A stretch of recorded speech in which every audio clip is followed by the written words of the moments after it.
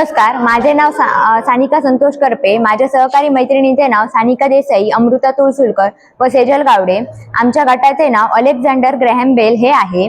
आज विज्ञान दिन हा आहे. तर आजच्या दिवशी आम्ही रानमुग या कडधान्याची माहिती स्पष्ट करणार आहोत. रानमुग हे कोकणात मिळते, परंतु ते फक्त पावसाळ्यातच भेटते.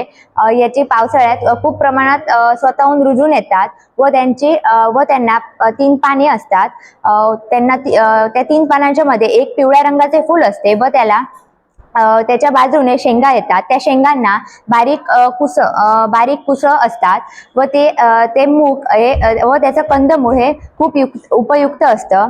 ते कंदमूळ बऱ्याच प्रमाणात कोकणात खाल्लं जातं. ते चविष्टही असतं. त्याचा उपयोग खूप प्रकारे केला जातो. जसं की त्याच्यातून कॅलरीज 329 कॅलरीज मिळतात.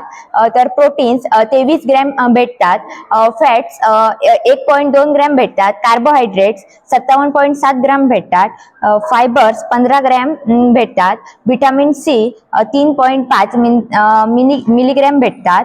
व्हिटॅमिन B1 थायमिन 0.57 मिलीग्रॅम भेटतात. तर याच्यात अजूनही फ्लॉक्सिक ऍसिड हे आढळून येते. आयर्न यात 6.7 मिलीग्रॅम भेटतात. व्हिटॅमिन बी हे याच्यात 0.22 मिलीग्रॅम भेटतात. तसेच याचे फायदेही बऱ्याच प्रमाणात आहेत. रानमुग हृदयासाठी चांगला असतो. रानमुग कमी चरबीयुक्त आणि उच्च फायबर असतो, ज्यामुळे कोलेस्ट्रॉल कमी होण्यास मदत होते. तसेच हाय ब्लड शुगर कमी करण्यात मदत होते. रानमुग गोडसर चवीच्या बाबतीत कमी असतो. हा मधुमेही लोकांसाठी उपयुक्त असते. थँक्यू.